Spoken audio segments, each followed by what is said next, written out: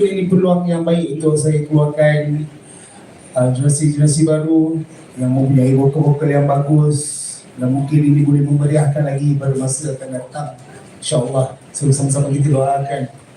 Jadi pada awalnya, setelah kita dapat offer daripada pihak Adnan, dan kita dapat offer daripada line Crystal sendiri dengan tim, terima kasih juga kepada Crystal.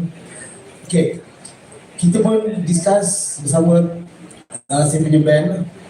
First kali soalan saya adalah, adakah kita ni masih relevan untuk berkonsert? Betul kan? Dengan katakanlah lagu kita pun tahu bukannya banyak mana lagu kita yang digemari